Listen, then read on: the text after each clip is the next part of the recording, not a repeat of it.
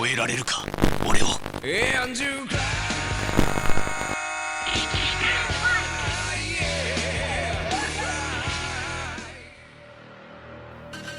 The history of fighting games could fill volumes and is still being written. Pages full of stories not simply from the games themselves, but the community that surrounds it.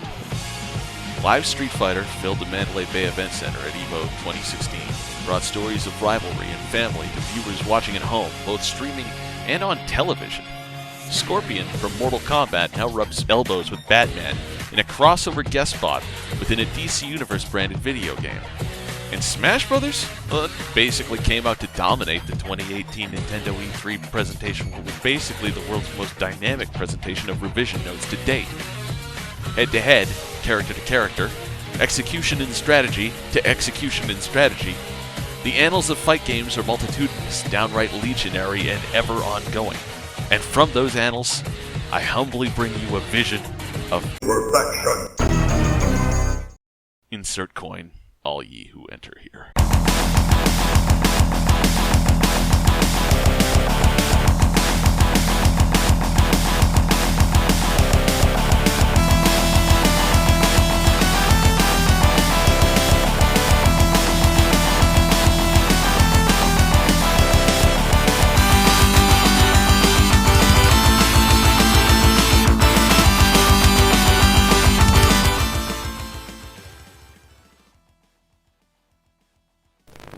Holy same breath, same moves. I despise scum like Rainmaker.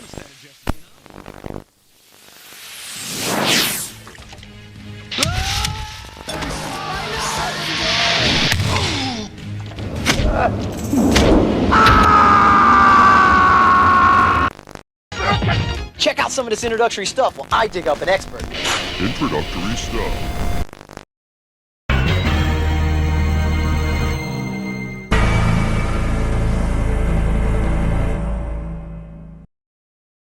There was no greater heyday for the arcade than the 90s. This is absolutely in no small part to the emergence and boom of the fighting game genre. Games like Street Fighter II and Mortal Kombat pulled players into local hives of dim light, constant, deafening square-wave drone, and shady adults of varying degrees of hinkiness, with their various gameplay intrigues, the deeper mechanical guts of Street Fighter, and the mysterious and violent elements of Mortal Kombat. Jax wins. Flawless victory. On top of that, there was the competitive aspect that drew people in, and players quickly found out there was a lot of depth that could be leveraged against a live opponent, both within the mechanics of the games themselves and the greater mental-emotional headspace of the players makes up the metagame of the fighting genre. This was real interest, and it made arcade operators able to make bank one quarter at a time. I blame the fact that I used to be willing to shell out actual physical money for extra lives on why I've built up as many cosmetic items as I have in Warframe over the years. I got 7 Mac 11s, about 8, 38, 9, 9, 10 Mac 10, the shits never end. You can't touch my riches. Yo, check this out. With interest in fighting games spiking LAMF, the race was on for developers beyond Capcom and Midway to create their own entries into this new frontiers of fireballs thrown from hands and excessive, but very specific, human tolerances for physical punishment. Some were successes and are still going, much beloved series that have grown to have their own unique feel and character. SNK, after much time spent being a fairly shameless imitator, went on to expand and add to the genre with a multitude of games much beloved by fans, King of Fighters and Samurai Showdown being the biggest among them. Sega and Namco got ambitious with their 3D tech and straight up forked the genre, resulting in a new subspecies, the 3D fighting game. This is significant even if it doesn't seem like much to people that don't play fighting games, but suffice to say, adding or removing the element of depth from a fight, that really swaps things up a bit. Even Rare got in, producing a game that really took the concept of the combo attack and did something with it. Really did something with it. So much so that even if you see more jank in the original KI than actual good game, you gotta still admit, if you were like 12 and you saw that shit going down on screen, yeah, you'd pay to play. I sure did. Awesome victory. I'm Jackie Chan. This is my game.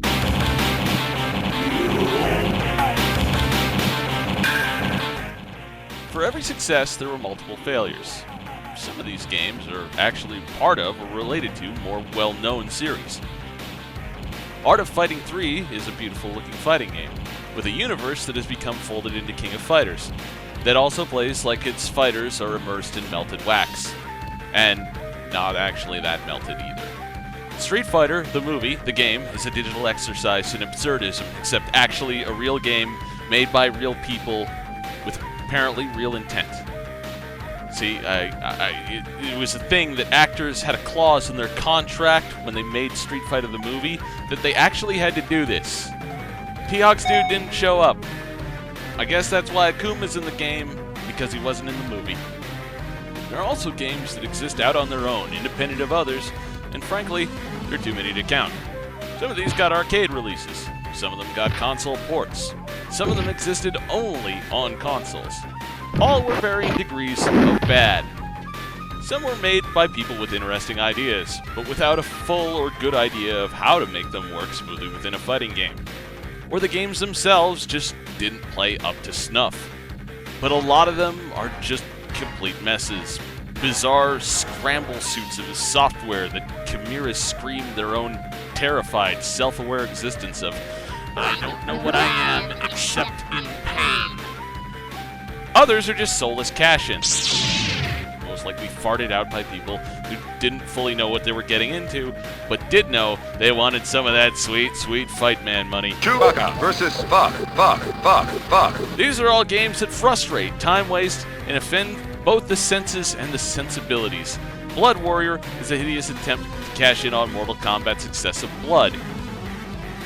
Ditto Sammy's Survival Arts, which also goes on to double down as being one of the most grating sounding.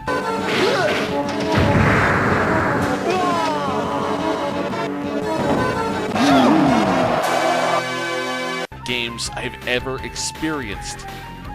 Ultra Vortec was available only on the Atari Jaguar, and it has only itself to blame for that, like pretty much everything else in it. Bloodstorm exists. Here it is.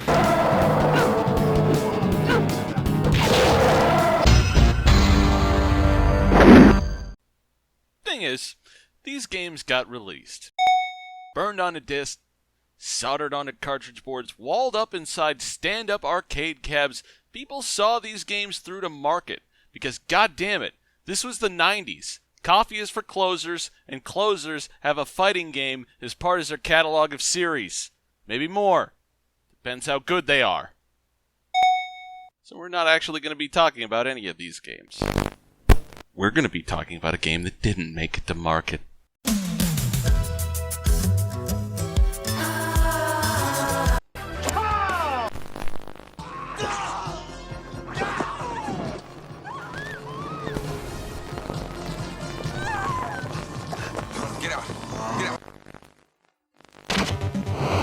To defeat the first Super Warrior, Lee, where will I find this Super Warrior? I have no idea. use jumping spin kicks.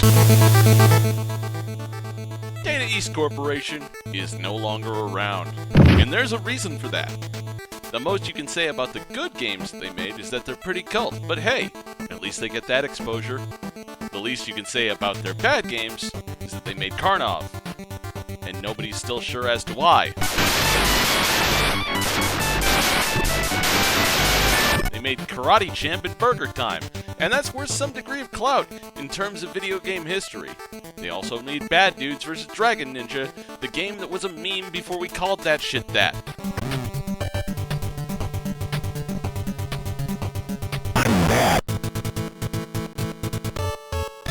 And Trio the Punch, Never Forget Me, which is a game you could tell me was produced entirely from within the stupor of a collective and severe concussion, and I'd believe you. They were notable, is what I'm saying, but being notable doesn't necessarily come with staying power attached, and that's why they went under in 2003. Their former chairman now heads up a company that makes medical software. So hey, there's actually a decently pleasant footnote there. Data East was a Japanese corporation, but it had an American division, which developed pinball, not video games. Data East Pinball is significantly more notable a developer for a number of reasons. First, because they innovated in their use of tech that will later become commonplace in pins. Stereo sound and dot matrix displays were things DEP planted their flag on first in the world of pinball. Second, they were known, despite not being a particularly outstanding quality pinball developer, for their high-profile licenses. Star Wars, The Simpsons, Batman, TMNT, Guns N' Roses, and Back to the Future, among others. The reason for this is attributable to an individual, Joe Kamenkow, who in an alternate timeline probably made a kick-ass college football recruiter. It was whatever ineffable moxie that he wielded. Hollywood types emit spores that can cloud the mind. But some people have an immunity that allowed him to secure some high-profile gets in the world of licenses. Not to mention some interesting side venues for income. Michael Jordan had a custom pinball machine made for him by Data East, which was probably an upcoming table rebadged and rebranded for him. Same deal with Aaron Spelling. Though trying to visualize what the Aaron Spelling pinball table would entail is like trying to picture something blacker than the space between galaxies. You try it, and then the darkness you visualize grows a hostile and hungry shape. And you have to open your eyes to escape. Point is, Joe Kamenkow was a mover and a shaker. Could allow the technically apt but undercrewed from an engineering standpoint Data East Pinball to maneuver in the market. It worked too, because for a while, Data East Pinball owned a quarter of the market all by its lonesome. But pinball is pinball, and we unfortunately know how this goes. With the fate of arcades themselves, as a mode of entertainment largely seen as a thing of the past. I love pinball. For what it is, in an entertainment market that was being rapidly evolved by the digital, not the analog, it's easy to see why. Even an arcade game could be produced simply as a board and installed in a stand-up that could accept it, and repurposing machines was common. But pins are a constructed thing that could be considered an early form of firmware, driving a huge, heavy, mechanical device that really loves nothing more than breaking down. Logistically, even from within an arcade scene that was still thriving, pinball was struggling to be a worthwhile bottom line for Data East. Something had to change if Data East was to stay in the picture. So Joe made his move to give his company a shot in the arm. A move towards an individual he met and befriended during the production of Back to the Future's pinball table. Back to the Future's own writer, Bob Gale. Together, they collaborated on what would be Kamenkow's vision to bring his division into a new age. A dazzling new fighting game that would push the limits of what was being done in the genre, taking it to places never before seen, at quantities utterly overwhelming. How could they fail?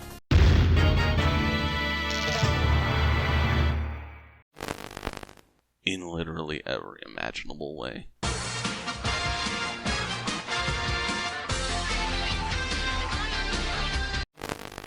Making a game is an endeavor. Making a large game is a challenge, even for a seasoned team. Making a technically complex game that at first seems simple and straightforward to pick up and play, that reveals its deeper intricacies through observation and practice. That's not advisable even for veteran devs that haven't worked within the genre. Not unless you've got people with experience to guide your hand. Fighting games are a true example of this, because while nobody should walk unprepared into a specific genre when developing a new game within one that's already established, fighting games are highly competitive, and because of that, skill levels can evolve to an upper ceiling that folks just getting started can't easily grasp without experience. They might not even be able to tell what's going on. Hey, if you're somebody that's new to fighting game, can you tell me what's going on here? How about here? It's not your fault. It's bewildering. Look at it. This is why people like Seth Killian and Combo Fiend do what they do, among others. A skilled fighting game player could give eyes to a project that other team members just don't have. Not only giving devs insight into what they're doing, but what they should be doing. Data East Pinball made pinball. A heavily featured analog and mechanical experience that's about manipulating a physically real metal ball with simple end effectors and physics to make it traverse a course and hit targets, resulting in score. Taking a team that does that and then saying, hey, make a fighting game. It's a lot like taking a team that makes military firearms and asking them to design a civilian family sedan. Okay, sure, fine. They might have some good ideas. They absolutely have the technical know-how in their field to be respected as someone that knows what they're doing.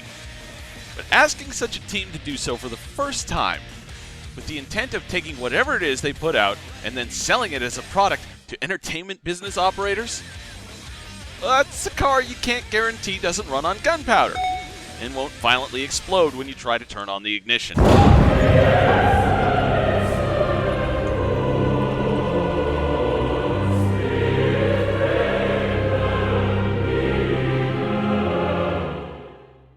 This is what we're looking at here. A thing that you sit in, and it harms you. Not malicious or out of malfeasance, but because it's just not something that anyone should have tried. This thing was a bad idea. A really, really bad idea. They did it anyway. It's called Tattoo Assassins. It did not see a public release. And you can probably see why. But a dead body laying in the street is a crime scene. And we're here to do an autopsy. Where's my bone saw?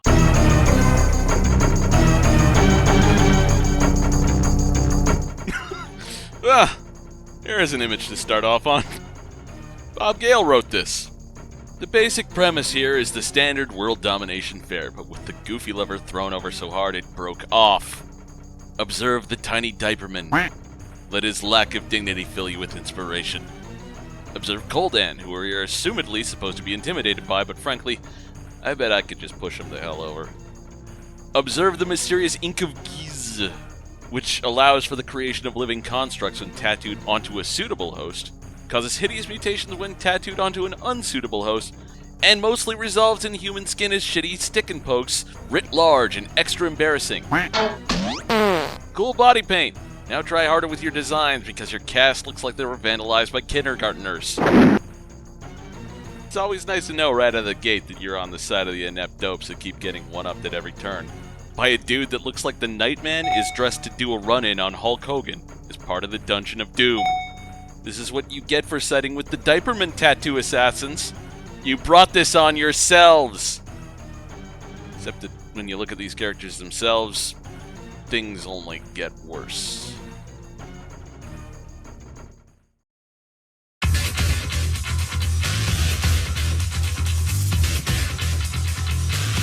A fighting game lives and dies by its cast of characters.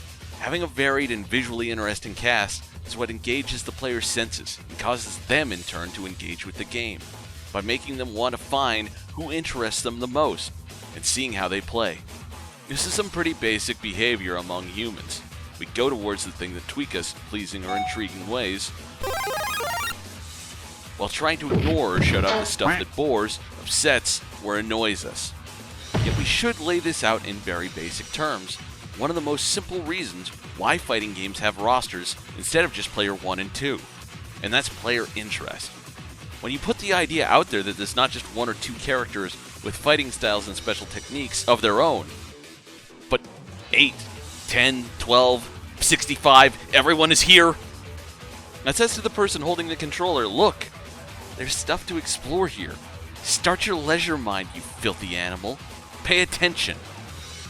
Except this is Tattoo Assassins, a product that can only come from our unique and noxious brand of Darkest Timeline, which is to say, there is interest in the variety of characters on display here, but it's really more accurately described as a morbid curiosity. Let's dive in alphabetical-like, shall we? Actually, you know what? Let's not do this. Fuck this. One entry in, and I feel like I'm video game Gordon Ramsay, and someone's handed me a plate full of chocolate prawns and ill-advised self-confidence. So the first time I ever heard about Tattoo Assassins was on Progressive Boink. The article is not something I've been able to dig up online in any sort of archive format, so forgive me for not remembering who wrote the article, but his description of AC stuck with me to this day. And that is that he looks like VidKid from the BK Kids Club, age 25, seeing a vagina for the first time. I'm going to leave that description on the table, like a paperweight for this image, so we can move on. Billy. Okay, so things did not improve from previous entry, and now we're stuck with the guy that Nightwolf thinks is a little much. Hey, guess what moves this guy has, by the way, or whose moves? But, never mind that, because there's something more egregious to this character, and it's the fact that while it's clear by the hat that the devs saw the film Billy Jack, I don't think they read into its politics very much.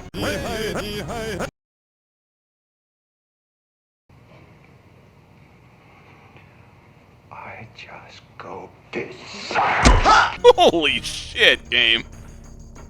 You want to try that one again? Take another shot at doing better? No? Yeah, okay. Moving on. Derek. Irish rock star accused of terrorist activities because, I don't know, bombs, potatoes, Catholicism, fucking peat moss. Why do people even bother trying when you can just do this shit? I mean, no offense to the actor portraying Derek, this is by no means a slam on him or his efforts here. I'm just gonna say, this is a much more interesting character design when portrayed as a dead person. Anna. A stripper who was out for the serial killer that took the life of her friend. Tepid stock motivation, but I guess I gotta give credit, because the character wearing a backless leather dominatrix getup is actually portrayed as a sex worker, rather than whoever else video games want to convince us also wear backless leather dominatrix outfits as part of their working apparel. Carla. So, if you just heard an internal popping or snapping sound, don't be alarmed. That's just your skeleton attempting to absorb the weight of one dead horse of a topical reference. Now, I'm not going to go into the full description of the attack on Nancy Kerrigan in the weeks ahead of the 1994 Lillehammer Winter Olympics, but just let it be known that if you don't know about this, the lady that would later go on to take silver, Nancy Kerrigan, had a non-lethal hit taken out on her. It was orchestrated by her rival, sentient pile of exposed nerves Tanya Harding, and Harding's then husband and professional dimwit, Jeff Gillooly, which resulted in her getting bashed in the leg with a nightstick by some pawn hireling at the U.S. Figure Skating Championships in Detroit. This character is a reference to that incident. It really stood the test of time, let me tell you. Luke. This man is a Navy SEAL, and not one of the cast members of Battle Dome. He lost the tattoo lottery when the ink of Giz, or whatever it was applied to him. The octopus. It cup he titty. It makes him look like the member of some sort of Cthulian sensuality cult, and not an individual who is here to deal in actually combative sorts of pain. People who show up to fight don't generally have depictions of sea life caressing their nipples engraved into their skin. At least you really hope they don't, if they're going to be fighting you. So I guess Luke actually is intimidating, never mind. Maya. I guess the prize of being the least memorable member of a cast of a game like Tattoo Assassins is that you get the distinction of being the one that serves as a creative speed bump to people making retrospective content of your game, and thus, earning a measure of revenge. Have it, Maya, because at least you aren't Billy Two Moons. Pop. So the Japanese do dragons, right? I mean, they have to, right? That's like a thing everywhere. What does a Japanese dragon look like? I don't know, maybe like a double-headed Barney? Sort of has like a bear torso? Good enough. Oh, and in case you think I'm the one making that joke, don't worry, I'm not, because the game itself does that. It's one of the fatalities. Truck. A biker whose gang got killed wholesale, so now he's riding to hell, looking for redemption. So I guess his name should actually be Bike Davis. Bike Davis. Bike. Mike Davis. There's also the boss characters who, like the main cast, lack dignity. They consist of Rhina, a female bodybuilder wearing some conehead shit without dignity. Deke K, a zombie whose name is too stupid for him to have dignity. Prism, Crystal Boy, who appears to be a being from a dimension where dignity is an alien concept. And finally, Koldan himself, the Nightman. Fighter of the Dayman, who will be unable to take your hand because of his needle gloves and lack of dignity. All of these fierce competitors are felled by jumping kicks quite easily. Koldan basically has no recovery frame, so it's pretty much like dealing with a character who has infinite hits of super armor. Prism actually gets the shit end of the stick in this deal, because he's apparently really fragile and blows up after a few stiff shots. He deserved to die. I hope he burns in hell.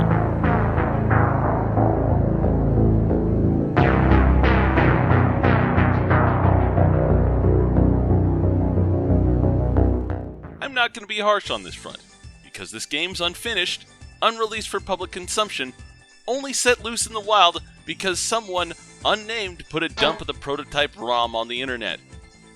I could be, but when you peek behind the curtain, get some insight into what was going on at Data East and the team making this thing, you start to empathize. This is because Tattoo Assassins is a game made under duress by a team that was thinking about bonuses on delivery of a project they thought was going to be easier than it really was. If it feels like it was made by pinball designers who sort of got what fighting games were to surface level, but no deeper than that, working 12-hour days on an 8-month timetable, well, that's what it is. And it's wrong. All of it is wrong. Granted, not quite so wrong as some games that actually saw release. I would argue that Tattoo Assassins plays more like a real fighting game than, say, Shaq Fu. This is not high praise. I'd actually not even call it praise. Because, Jesus, have you ever played Shaq Fu? I'd just say that there are games out there that have less workable ideas of how this shit should go, and we should consider that before moving on. Characters move in a rough approximation of a 2D fighter. They move and jump in a way that could be considered acceptable if there wasn't a notable delayed response. They kick and punch in very stiff ways that, despite the stiffness, demonstrate that the team knew that spacing and poking were a part of the fighting genre. Where this falls apart is the finer details. The hitboxes in this game are a question mark, as are the priorities on move. Weird pseudo-infinites consisted of repeatedly stand-kicking an opponent in the juggle state are not only possible, the game's AI will bust this shit out on you entirely unprompted. There's an interesting but fully unrealized idea here, where after picking your character you also pick a move. This move goes on to be your one-button special that draws from charges, which are shown under your health bar. This is the workings of a good gimmick. It's also barely there, because by the time this was probably implemented in the released ROM, the team most likely knew this game would never see release, and were most likely just looking to fulfill their end of the contract so they could move on to a non-doomed project. Warrior, whoever he may be, and you go along with me, buddy. Because it really feels like this. And this is the rare case where I can say that I don't mind that it's not all that fleshed out, because I've worked on a project like that. It really sucks, so I can empathize. Per the anonymous source, one build made for the AMOA trade show milestone lacked all but AC Current's ground shock special move. This led to frustration from the devs, who at this point knew they had nothing, had bitten off more than they can chew, and were just trying to deliver, being told that their game needed work before it would be any good. They knew. They really, really knew.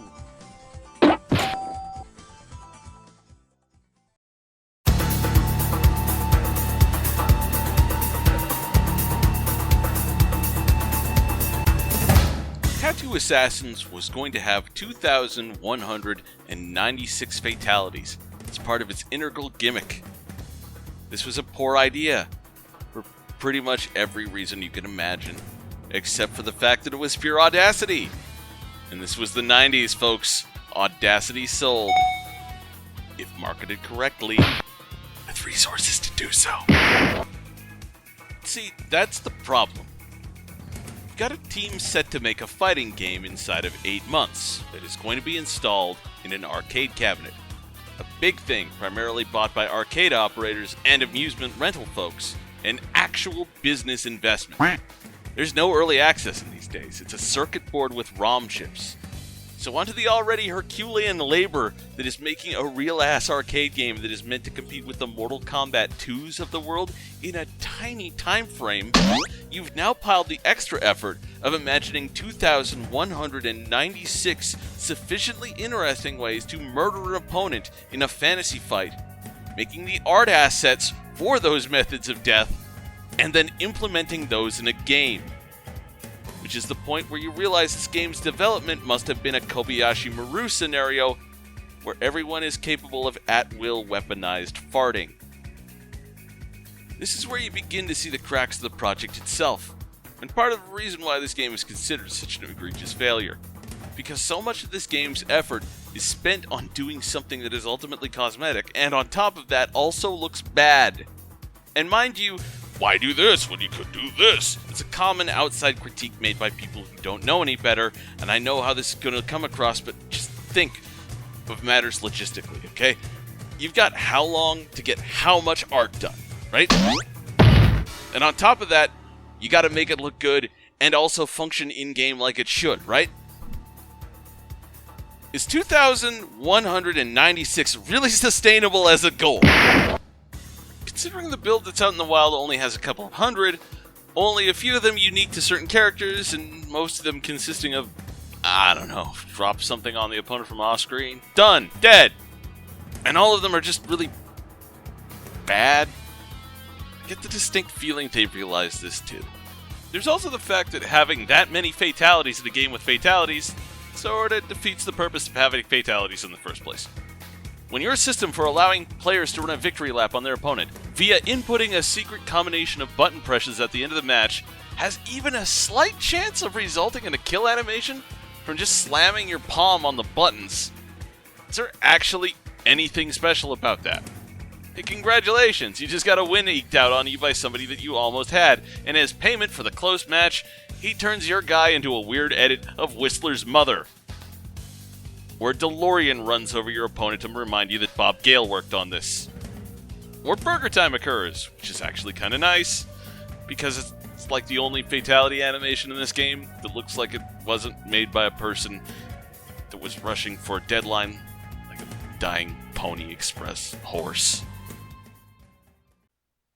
I could go on, so I will.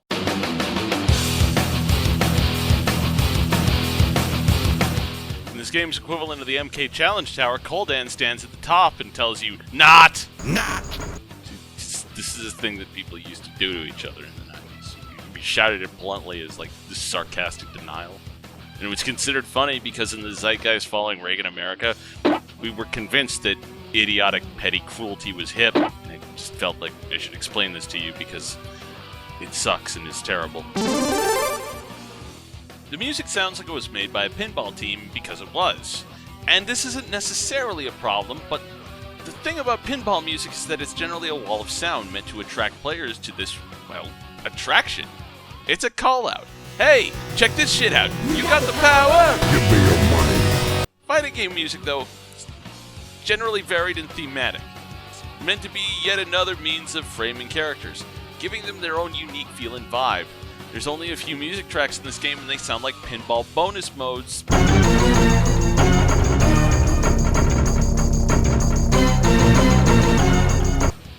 Things that are meant to heighten player excitement and tension. They never end. And it's pounding, grating. It's like being crushed in a hybrid of a millstone and a horribly digitized barrel organ. There's a deafeningly loud kookaburra soundbite in the jungle stage. Which, by the way, is what that sound is if you've ever heard it. That stock jungle animal sound, it's an Australian bird. Anyway, it's so ear-splittingly loud I can only assume it was a stealth developer message meant to warn people against playing this. The voice clips are significantly less deafening, but also utterly fucked. They don't appear to have been linked to any one character and just sort of happen at random. Some of them are stock screams. Others are member of the team. This quote from Splattered Ink, Ryan Smith's retrospective of Tattoo Assassins that you should all go read after this, basically speaks to the quality of these original sound bites. All of the characters have branding, because people used to think this looked good. It doesn't, and the sheer loudness of this game shows why people don't do this anymore, basically anywhere.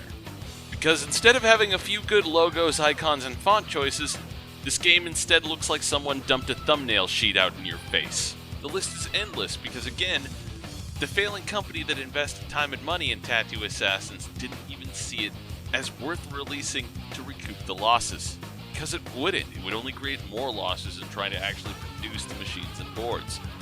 Even the backgrounds, a simple aesthetic choice that is only additive to the feel of a fighting game rather than a defining one, they do nothing. They inspire nothing. There's ideas in them, but they're so breathlessly busy.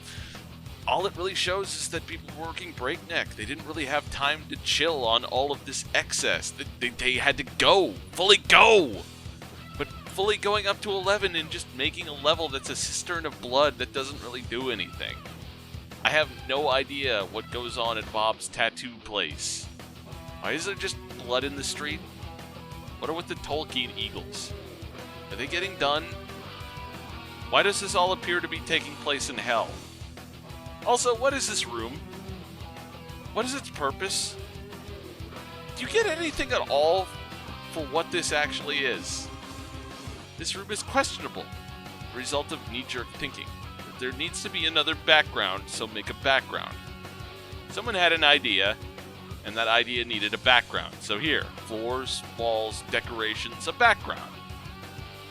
That I have no idea what is for, what the intent behind it is, where it exists in time and space. It is a macrocosm of tattoo assassins. I don't know why, but nevertheless, here. Because somebody thought it should.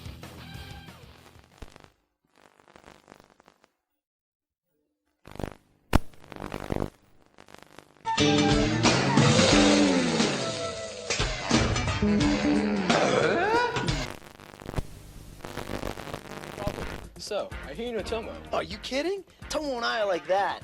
I'm sort of like his Yoda when it comes to Street Fighter. I taught him a lot of his cooler moves.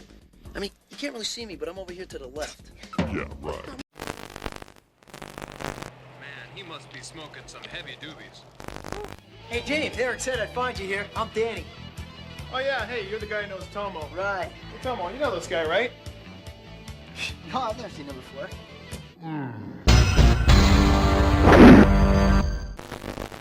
The sale of Day-Day's pinball to Sega was writing on the wall in 1994, so much so that the impending deal made it into one of the game's endings. By and large, the individuals that worked on Tattoo Assassins bid farewell to Bad Rubbish and went back to making pinball. They would never again make a fighting game because who on this planet wants to invest time and effort into a project that their playtesters themselves could focus on and instead played Mortal Kombat 2 and Virtua Fighter while at work?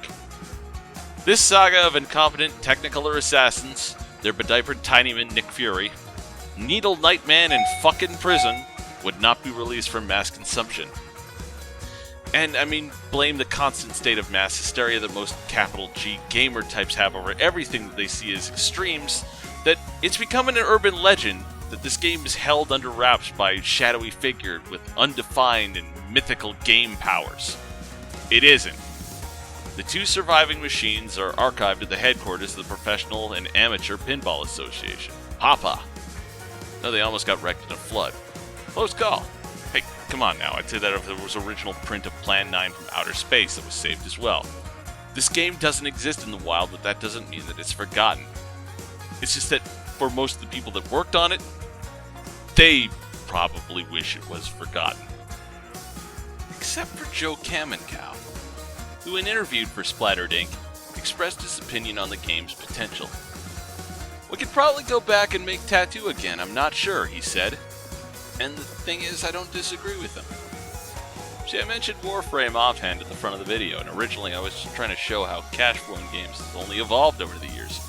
But it hit me. It was another game that was multiple times said to be doomed to failure.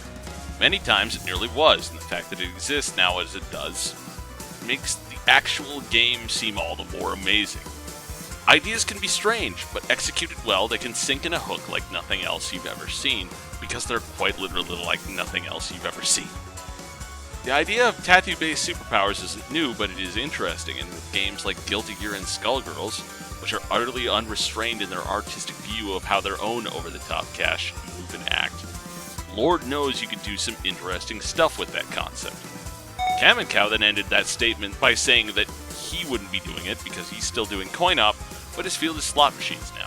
So hey, on the table, that's a free idea if you want it, Chief. Try to navigate that rights minefield. Hey, if you want to know who owns the rights to Tattoo Assassin, it's Gmode. Hit them up. Preferably in Japanese, I would assume. But the thing is, for a game that was meant to be unrestrained and pure excess, which packed extreme characters and literally thousands of fatalities, which was also supposed to be developed inside of 8 months by pinball devs? No, I don't think that game can happen. It was tried once, and it was never released. For as fraught as that development must have been on the inside, honestly, good job, not good enough. This game actually does play better than some fighters I've played that were actually released. But it was destined for arcades, and the games that I'm thinking of, budget console releases. No dice to be had here, nor quarters down. This game couldn't as it was. It was too much and too little at the same time.